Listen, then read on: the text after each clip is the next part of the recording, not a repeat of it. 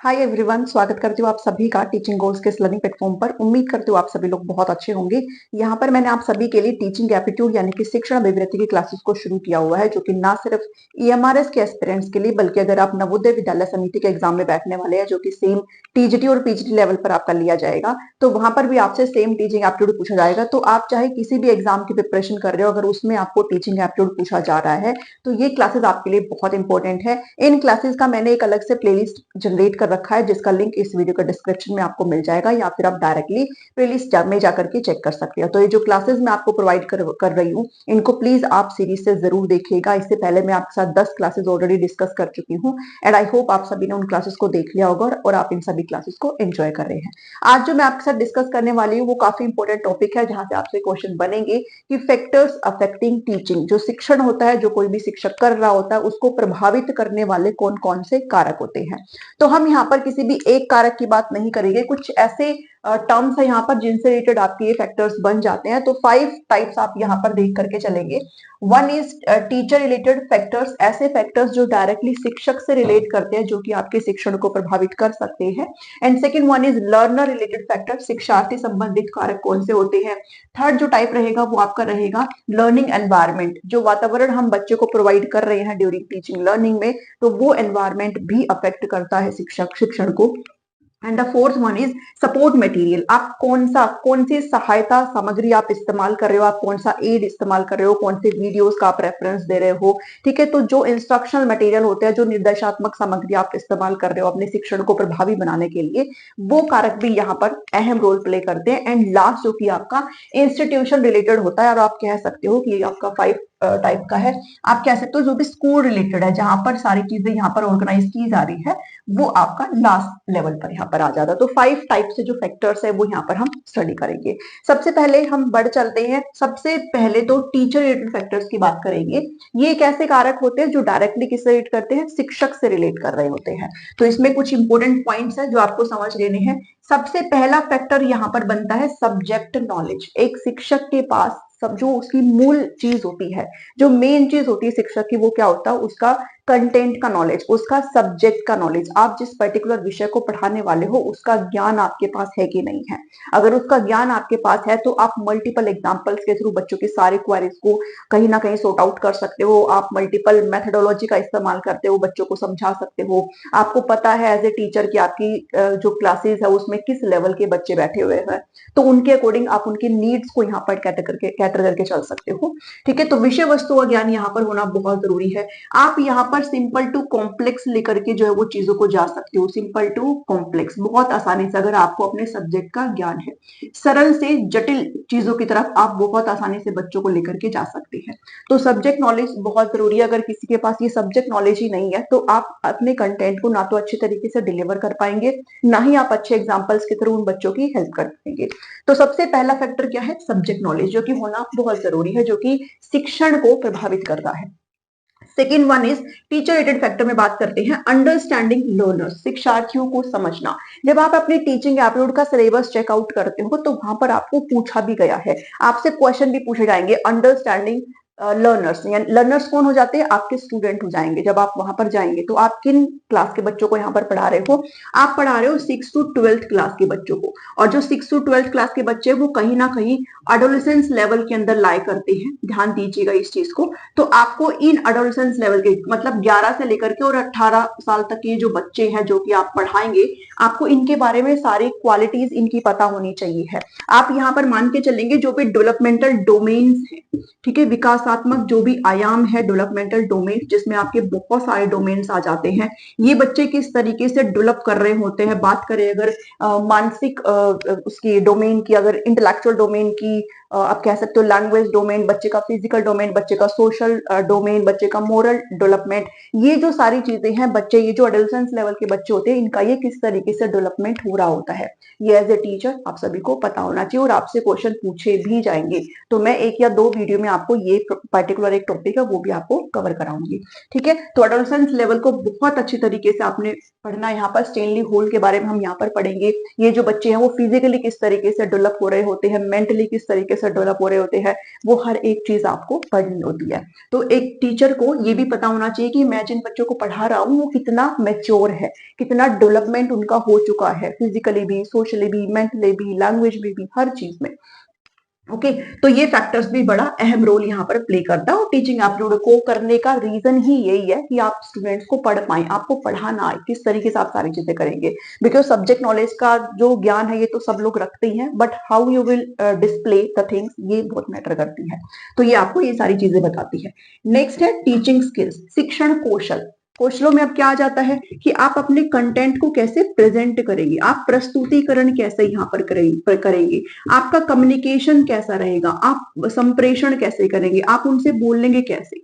ठीक है, आपके ये सारे कौशल यहाँ पर आ जाते हैं। प्रेजेंटेशन हो गया, कम्युनिकेशन हो गया। ठीक है, कहीं ना कहीं ये सारे जो स्किल है वो आपको हेल्प करेंगे, आपको किसमें, आपके कंटेंट को डिलीवर करने में। मैंने लास्ट क्लास में आपको जो माइक्रो टीचिंग है वो करवाया, जिसमें किसी भी फ्यूचर टीचर को मतलब प्रिपेयर किया जाता है कि वो कैसे पढ़ाएगा। तो ये सारे के सारे कौशल एक टीचर के पास होने चाहिए। अगर नहीं होंगे तो डायरेक्टली हम सिर्फ सब्जेक्ट नॉलेज के दम पर एक टीचर, अच्छा टीचर हम नहीं बन सकते।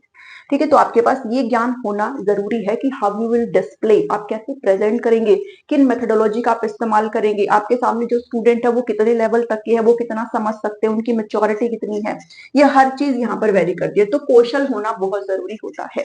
हर किसी की बस की बात नहीं होती कि वो बहुत अच्छी तरीके से, बहुत मल्टीपल तरीके से आप अपने कंटेंट को प्रेजेंट करें। सबका स्टाइल अलग होता है प्रेजेंट करने का, कोई इस कंटेंट को किस तरीके से प्रेजेंट कर रहा है, कोई किस तरीके से प्रेजेंट कर रहा है। तो ये भी बहुत एक बड़ी चीज होती है। तो ये फैक्टर भी यहाँ पर अहम रोल प्ले करता है। नेक्स्ट है अप्रोचेबिलिटी, आप कैसे अप्रोच कर रहे हो अपने क्लासेस में बच्चों को। आपके जो क्लासरूम है उसमें डाइवर्स नीड के बच्चे हैं, बहुत सारे बैकग्राउंड के बच्चे हैं, यहाँ पर बहुत सारे, आप रिलीजन के अकॉर्डिंग चल सकते हो, आप एज ग्रुप के अकॉर्डिंग चल सकते हो, आप कैसे भी चल सकते हो। आप कह सकते हो इंडिविजुअल डिफरेंस है, आप उन सभी बच्चों को कैसे अप्रोच करोगे, या आप कह सकते हो आप कैसा एनवायरमेंट, ठीक है, आप कैसा वातावरण उन बच्चों को यहाँ पर प्रोवाइड कर रहे हो। आप उनको बोलने की अनुमति दे रहे हो कि नहीं दे रहे हो। आप उनको, आप कह सकते हो कि ओपन एक तरीके से एनवायरमेंट आपने प्रदान किया है कि नहीं किया। अगर बच्चा किसी अदर इश्यूज में उलझा हुआ है तो आप उस बच्चे को कैसे अप्रोच करेंगे, आप उसको साइड कर देंगे या फिर उस बच्चों को आप हेल्प करेंगे, हो सकता है वो आप मदद उसको करने की कोशिश करेंगे। तो ये भी एक फैक्टर होता है कि आप कैसे अप्रोच करेंगे। ठीक है, आप किस तरीके से अच्छा एनवायरमेंट बनाते हुए उस बच्चे की इन्वॉल्वमेंट को सुनिश्चित करेंगे कि वो बच्चा भी क्लासरूम में आकर के पढ़ाई करे। ठीक है, ये चीज है यहाँ पर कि आप कैसे अप्रोच करेंगे। तो वो भी एक इंपॉर्टेंट फैक्टर हो जाता है। आप सेपरेट नहीं कर सकते हो। आपकी क्लास में अगर कोई बच्चा बहुत अच्छा सुपीरियर है, बहुत एक बार में समझ में आ जाता है, तो हो सकता है एट द सेकेंड पॉइंट आपकी क्लास में ऐसा बच्चा भी हो जिसको 2-3 बार समझाने पे भी नहीं समझ में आता है, तो आप उस बच्चे को साइड नहीं कर सकते हो। ठीक है, तो अप्रोच मायने रखती है। नेक्स्ट है मेंटल हेल्थ, एक टीचर का मानसिक स्वास्थ्य है वो इंटेलेक्चुअली ठीक होना चाहिए। अगर आप एज ए टीचर, अगर आपका कोई अदर इशू चल रहा है, आप स्कूल में चले जा रहे हो, आप क्लासरूम में चले जा रहे हो, आपका दिमाग वहीं छूट गया है, तो ऐसे ना तो आप एक्टिव रह सकते हो, ना ही आप बच्चों का इन्वॉल्वमेंट सुनिश्चित कर सकते हैं, ना आप अपने कंटेंट को अच्छे तरीके से डिलीवर कर पाएंगे, ना ही अपने स्टूडेंट्स को अच्छे तरीके से समझा पाएंगे। तो जो मेंटल हेल्थ है वो ना सिर्फ एक टीचर की बल्कि एक स्टूडेंट्स की भी वैरी करती है। तो दोनों का ही अहम रोल होता है इसमें। बच्चा भी फिजिकली मेंटली बिल्कुल स्टेबल होना चाहिए, अच्छा होना चाहिए, ताकि उसका अटेंशन यहाँ पर बढ़ सके, वो बहुत अच्छे तरीके से ग्रहण कर सके। और साथ में टीचर का भी मेंटल हेल्थ, फिजिकल हेल्थ बिल्कुल अच्छा होना चाहिए। नेक्स्ट है पर्सनालिटी, व्यक्तित्व। एक शिक्षक की पर्सनालिटी अलग ही होती है, बिल्कुल अलग होती है। ऐसा कुछ मतलब नहीं होता भाई बिल्कुल ही चकाचौंध वाली चीजें नहीं होती। एक शिक्षक बिल्कुल ही नॉर्मल सी उसमें रहता है। तो इस शिक्षक की पर्सनालिटी एक अलग ही होती है, जिसको बच्चे कहीं ना कहीं अडाप्ट करने की कोशिश करते हैं। ठीक है, तो यहाँ पर पर्सनालिटी, व्यक्तित्व होना उस शिक्षक का बहुत जरूरी है। भाई आपका पहनावा भी यहाँ पर देखा जाता है, द वे यू टॉक, आप किस तरीके से बात करेंगे, आपका व्यवहार, हर चीज यहाँ पर मायने रखती है। तो पर्सनालिटी भी एक इंपॉर्टेंट रोल प्ले यहाँ पर करता है। अगर एक आपकी एक पर्सनालिटी नहीं है, आपका व्यक्तित्व भी नहीं है एक शिक्षक का, तो बच्चे कहीं ना कहीं आपसे आकर्षित होंगे ही नहीं। उनको लगेगा कि ये कौन ही उठ के आ गया यहाँ पर। ठीक है, तो ध्यान दीजिएगा इस चीज को, पर्सनालिटी भी एक इंपॉर्टेंट फैक्टर हो जाता है। तो दीज आर द फैक्टर्स जो कि टीचर रिलेटेड है, शिक्षक से डायरेक्टली संबंधित है, जो कि शिक्षण को प्रभावित करते हैं। नेक्स्ट अगर बात करें तो ये शिक्षार्थी संबंधित फैक्टर्स है जो डायरेक्टली स्टूडेंट जो छात्र होते हैं उनसे रिलेटेड होते हैं, जो कि शिक्षण को प्रभावित कर सकते हैं। फर्स्ट है कॉग्निटिव पोटेंशियल, संज्ञानात्मक क्षमता। ओके, हर बच्चे का आप कह सकते हो यहाँ पर इंडिविजुअल डिफरेंस यहाँ पर देखा जाता है कि हर बच्चा आपकी क्लासरूम में अलग है, बिल्कुल ही हर बच्चे का जो लर्निंग स्पैन है वो अलग है, अंडरस्टैंडिंग पावर सबकी अलग होती है, कैपेसिटी सबकी बच्चे की अलग अलग होती है। ठीक है, तो एज ए टीचर आपको ये पता होना चाहिए कि अगर 30 बच्चों का ग्रुप है मेरे क्लास में, तो उन 30 बच्चों में सबका पोटेंशियल कितना कितना है, वो यहाँ से मेंटली जो है बच्चा कितना डेवलप है। इसके साथ मैं एक बार में समझाऊंगा तो इसको समझ में आ जाएगा, बट ये जो बी बच्चा है इसको मुझे ज्यादा मेथड्स के थ्रू समझाने की कोशिश करनी है, मुझे अल्टरनेट तरीके इस्तेमाल करने की जरूरत है। तो ये फैक्टर होते हैं जो कि काफी अहम रोल प्ले करते हैं। आप सिर्फ एक मेथोडोलॉजी का इस्तेमाल करते हुए पूरी क्लासरूम को लेकर के नहीं चल रहे होते हो। हम इंक्लूसिव एजुकेशन भी यहाँ पर पढ़ रहे होते हैं। ठीक है, तो आप कह सकते हो आप इंक्लूजन यहाँ पर करके चलेंगे। ओके, सभी बच्चे को आप एक साथ लेते हुए चलेंगे, आप ना तो सेग्रीगेट कर सकते हो, ना ही सिंपल एक मेथोडोलॉजी का इस्तेमाल करते हुए बच्चे को पढ़ा सकते हो। तो सभी बच्चे का कॉग्निटिव पोटेंशियल कितना है, कितना बच्चे मानसिक रूप से यहाँ पर समझ पा रहे हैं, वो चीजें एज अ टीचर आपको पता होना चाहिए। और ये एक लर्नर का फैक्टर है जो कि शिक्षण को प्रभावित करता है। सेकेंड है रेडीनेस एंड विल पावर, बच्चा रेडी कितना है चीजों को एक्वायर करने में, उसकी इच्छा शक्ति है कि नहीं है। अगर आपको ध्यान हो तो जब हम थॉर्नडाइक का ट्रायल एंड एरर थ्योरी कर दिया तो उसमें पहला जो मेन लो है वो है लो ऑफ रेडीनेस, कि बच्चा जब तक प्रिपेयर ही नहीं होगा, वो रेडी नहीं होगा, तो आप चाहे कितनी ही रामायण उसके सामने गा लीजिए उसको समझ में ही नहीं आएगा। ठीक है, तो फर्स्ट चीज क्या है, आपको देखना है कि बच्चा रेडी है कि नहीं है। नहीं है तो फिर आपको उसी अकॉर्डिंग काम करना, आपको पहले उस बच्चे को उस स्टेट में लाना होगा कि हाँ भाई अब बच्चा पूरी तरीके से ओके है, देन आपको चीजें स्टार्ट करनी है। एज ए टीचर आप बिल्कुल आकर के और डायरेक्टली ओपन योर बॉक्स इतने पेज पर आ जाइए, वो चीजें नहीं कर सकते हो। ठीक है, तो रेडीनेस देखी जाती है, बच्चा रेडी है कि नहीं है, उसकी इच्छा शक्ति है कि नहीं है। अगर ये चीजें होगी तभी उसका जो कंसंट्रेशन है, ठीक है, तभी वो क्लासरूम के अंदर एक तरीके से फोकस कर पाएगा, कंसंट्रेट कर पाएगा, और आप कह सकते हो एक्टिव यहाँ पर हो पाएगा। ठीक है, सक्रिय भूमिका में बच्चा तभी आ पाएगा। अदरवाइज फिर आप चाहे कितना भी आप बोलते रहिए, वो बिल्कुल ही डंप होकर के बैठा रहेगा, ना वो ध्यान देगा, ना ही उसको समझ में आएगा, ना उसकी रिटेंशन अच्छी होगी, याद भी नहीं कर पाएगा चीजों को, तो कुछ भी यहाँ पर नहीं हो पाएगा। फिर बात आती है हेल्थ, जैसे मैंने आपको कहा कि बच्चे की मेंटल हेल्थ, ठीक है, और बच्चे की फिजिकल हेल्थ, दोनों ही चीजें यहाँ पर बिल्कुल ही क्या होनी चाहिए, ओके होनी चाहिए। और टीचर का भी मैंने जस्ट ऊपर आपको बताया कि हेल्थ जो है वो मैटर करती है। अगर टीचर ही हेल्दी नहीं है, अगर उसको ही कोई समस्या है, तो वो अपना कंटेंट डिलीवर नहीं कर पाएगा। और अगर बच्चे को कोई परेशानी है, वो मेंटली कहीं और बैठा हुआ है, वो फिजिकली उसको कोई प्रॉब्लम है, तो फिर वो चीजें शिक्षण को प्रभावित करेगी। ठीक है, तो टीचर को इसका भी कहीं ना कहीं ध्यान रखना होता है। नेक्स्ट है मोटिवेशन, बच्चा कितना प्रेरित है, कितनी आकांक्षा है बच्चे के अंदर सीखने की, वो मोटिवेटेड है कि नहीं है। ठीक है, इस वक्त आप लोग मुझे देख रहे हो, but if you are not motivated, तो मैं कितना ही यहाँ पर चिल्ला लूं, बोल के चले जाऊं, आप लोग नहीं सुनोगे इस चीज को, आप अपना एक्टिव पार्टिसिपेशन नहीं दिखा पाएंगे। तो बच्चे किसी भी चीज को एक्वायर करने के लिए मोटिवेटेड होने चाहिए हैं, तभी वो एक्टिव भी रहेंगे, अपना पार्टिसिपेशन भी दिखाएंगे, अपना इन्वॉल्वमेंट भी दिखाएंगे, और कहीं ना कहीं एक इफेक्टिव लर्निंग यहाँ पर हो पाएगी। ठीक है, और टीचिंग भी कहीं ना कहीं सफल हो पाएगी यहाँ पर। तो मोटिवेशन वाला फैक्टर भी किसका होता है, स्टूडेंट का यहाँ पर होता है। ओके, आई थिंक आपको ये दो चीजें समझ में आई होगी। अब मूव करते हैं लर्निंग एनवायरनमेंट, सीखने संबंधी जो वातावरण हमने बच्चों को प्रोवाइड किया है। अब लर्निंग एनवायरनमेंट क्या होता है भाई, आप किस वातावरण में बच्चे को पढ़ा रहे होते हैं, ठीक है, कहाँ बच्चा बैठा हुआ है, वो सारी चीजें इसमें आ जाती है। तो फर्स्ट इसमें आ जाएगा क्या, क्लासरूम मैनेजमेंट, कक्षा का प्रबंधन। आपने किस तरीके से क्लासरूम को, हर टीचर का अलग अलग होता है, क्या स्ट्रेटेजी आपने इस्तेमाल कर रखी है, क्या रूल्स आपने बनाए हुए हैं, आप नॉइसी क्लासरूम को कैसे हैंडल कर रहे हो, कैसे आप अपनी कक्षा को मैनेज कर पा रहे हो, क्योंकि अगर आप मैनेज ही नहीं कर पाएंगे तो फिर आप कंटेंट डिलीवरी कैसे कर पाएंगे। So firstly you have to manage the classroom, आपको कक्षा को मैनेज करना है, और जब कक्षा मैनेज हो जाएगी तो फिर वो लर्निंग के लिए पूरी तरीके से क्या होती है, रेडी होती है। ठीक है, तो आपका कंटेंट भी बहुत अच्छे तरीके से डिलीवर हो जाएगा, साथ में बच्चे भी समझ पाएंगे और उसका आउटपुट भी निकल के आएगा। तो क्लासरूम का मैनेजमेंट यहाँ पर एक बड़ी चीज आ जाती है। साथ में आ जाता है साइज एंड लेआउट। ठीक है, साइज से अगर बात करें, कक्षा का कैसा साइज है भाई, उसमें आपने एक ही क्लासरूम के वैसे तो 30 बच्चे ही होते हैं, ठीक है, और जो 30 जो बच्चे होते हैं या फिर 35 बच्चे हो जाते हैं, इससे ज्यादा तो नहीं होता है। ठीक है, जब भी हम राइट टू एजुकेशन एक्ट की बात करते हैं तो हम पीपल टीचर रेशियो यहाँ पर समझते हैं। तो इसमें आपने देखा होगा कि आपने ये नोटिस भी किया होगा अपने सराउंडिंग में, अगर आप स्कूल में हैं तो भी 40, 50, 60 बच्चे आपको एक क्लास में देखने को मिलते हैं। तो क्लासरूम का अगर साइज छोटा होगा, स्मॉल होगा, तो कहीं ना कहीं जो इंटरेक्शन है, ठीक है, जो बातचीत है, जो इंटरेक्शन है किसका, स्टूडेंट का और टीचर का, वो बहुत अच्छी तरीके से हो पाएगा। ठीक है, क्योंकि भीड़ इतनी नहीं रहेगी वहां पर, तो किस पर ध्यान दे किस पर ना दे, तो टीचर की भी इसमें कुछ खास गलती होगी नहीं। बट अगर क्लासरूम का साइज छोटा है तो फिर इंटरेक्शन बना रहेगा, टीचर हर एक बच्चे के साथ इंटरेक्ट करते हुए उनकी प्रॉब्लम को सॉल्व कर सकता है, उनको एग्जाम्पल्स के थ्रू समझा सकता है। बट अगर यहाँ मेरे सामने भीड़ बैठी हुई है 70, 80, 90 बच्चों की, तो फिर ये बहुत मुश्किल हो जाता है। ठीक है, तो साइज मैटर करता है। साथ में लेआउट, लेआउट का मतलब क्या होता है, सीटिंग अरेंजमेंट कैसी है।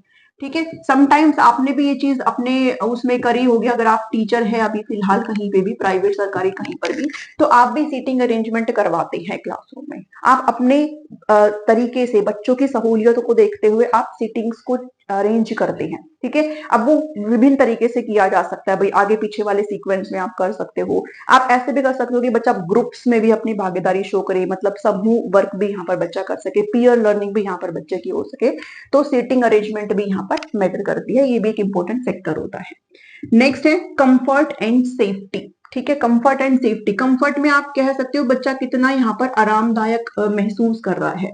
आप कह सकते हो भाई क्लासरूम पूरे अच्छे मतलब टेम्परेचर वाले है कि नहीं है, मतलब टेम्परेचर कंट्रोल है कि नहीं है, बहुत ज्यादा गर्मी तो नहीं हो गई है, बहुत ज्यादा सर्दी तो नहीं लग रही है, वेंटिलेशन प्रॉपर अच्छा तरीके से हो रहा है, तो वो सारा कंफर्ट है। बिकॉज अगर कंफर्टेशन होगा, बच्चा अगर आरामदायक महसूस कर रहा होगा, तो लर्निंग भी अच्छी होगी, शिक्षण भी अच्छा होगा, हर चीज अच्छी होगी।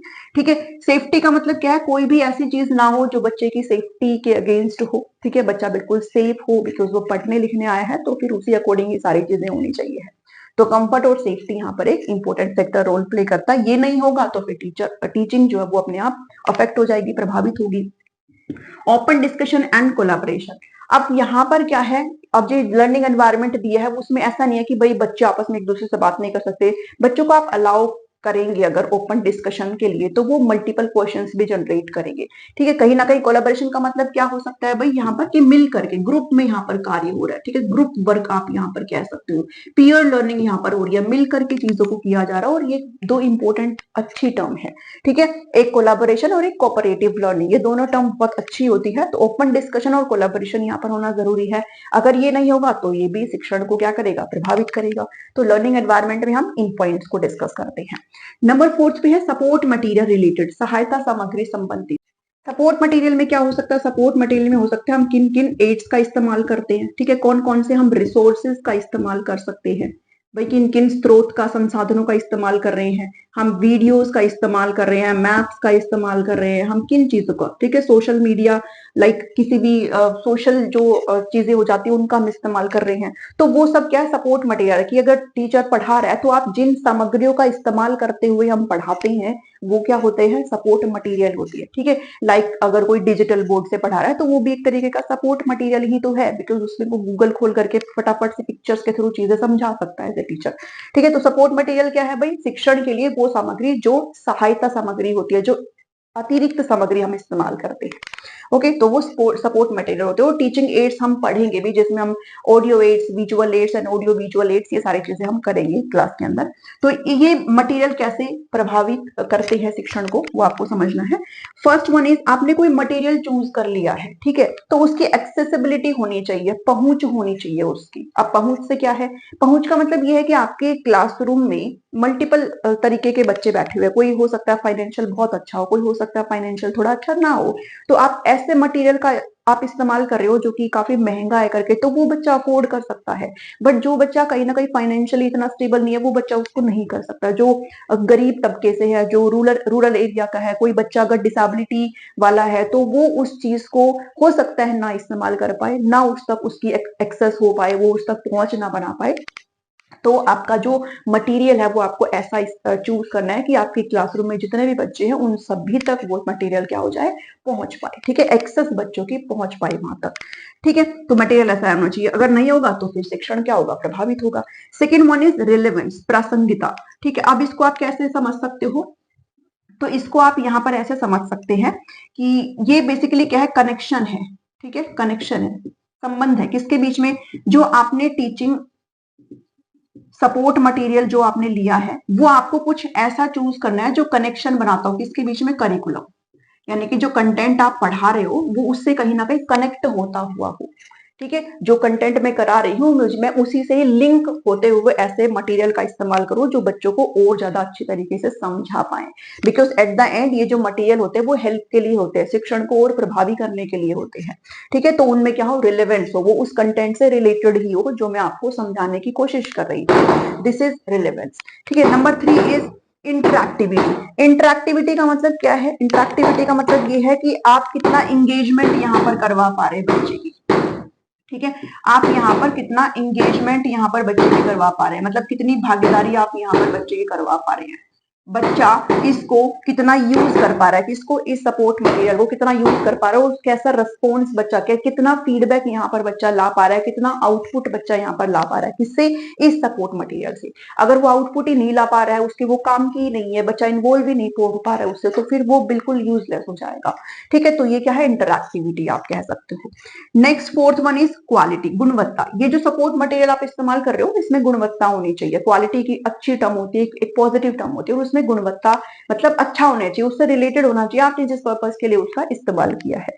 ठीक है, नेक्स्ट है, अब हम चूज तो कर लेते हैं, सपोर्ट मटेरियल बहुत सारे हैं हमारे सराउंडिंग में, हम पता नहीं किस किस का यूज करके बहुत अच्छे तरीके से समझा सकते हैं। ठीक है, हम 3D पिक्चर्स के थ्रू चीजें दिखा करके कितना प्यार से अच्छे समझा सकते हैं। हम साइंस के जो टर्म्स होती है, जो बायोलॉजी के स्पेशली, जब आप 3D पिक्चर्स उनको दिखाते हो बच्चों को, तो कितना आराम से बहुत सारी चीजें, आजकल डाइजेस्टिव सिस्टम का पूरा पूरा एक वीडियो टाइप आ जाता है, एनिमेटेड वीडियो आप जिसको कहते हो, तो वो पूरा हर चीज को कितने अच्छे समझा देता है। बट इसके लिए क्या है, टीचर को ट्रेनिंग की जरूरत होती है, शिक्षक को भी प्रशिक्षण की रिक्वायरमेंट होती है, जो कि टाइम टाइम पर उनको दिया जाता है।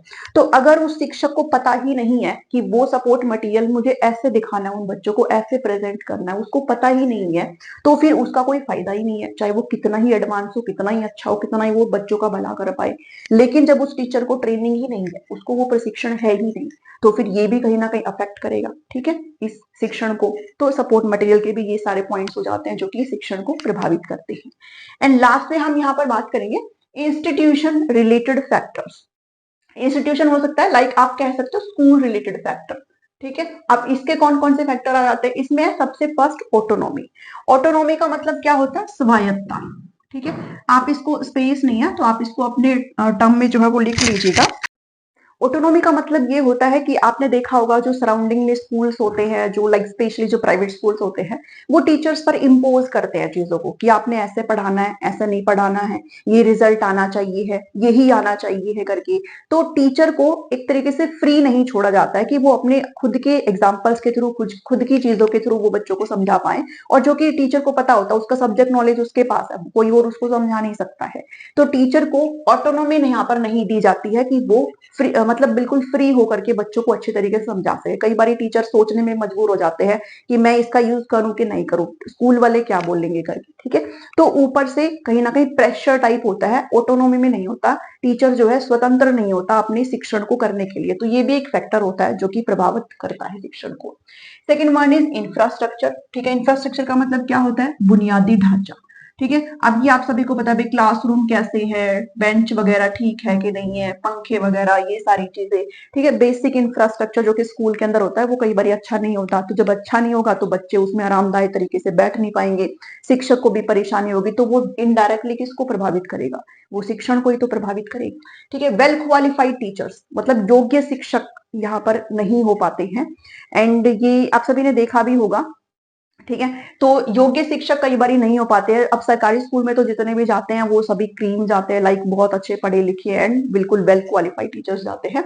बाद में वो क्या करते हैं वो नहीं पता। लेकिन अभी जो लाइक प्राइवेट स्कूल, उसमें आपने देखा होगा पढ़ा करके, तो उसमें बहुत सारे ऐसे लाइक 50 to 60% टीचर्स ऐसे होते हैं जिनका इवन सीटेट भी क्लियर नहीं होता है, जो कि एक बेसिक रिक्वायरमेंट होती है एक शिक्षक बनने की, वो भी क्लियर नहीं होता, और वो भी वो देते रहते हैं बट वो क्लियर नहीं कर पाते होते हैं। बट कम सैलरी के लिए वो उनको रख रहे होते हैं। ठीक है, अपना भला देखते हैं लाइक।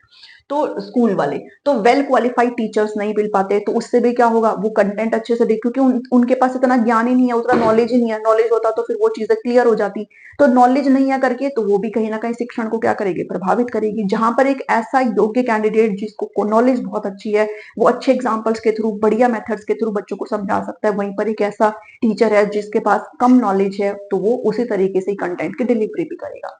तो योग्य टीचर्स नहीं है, जो कि कहीं ना कहीं शिक्षण को प्रभावित करता है।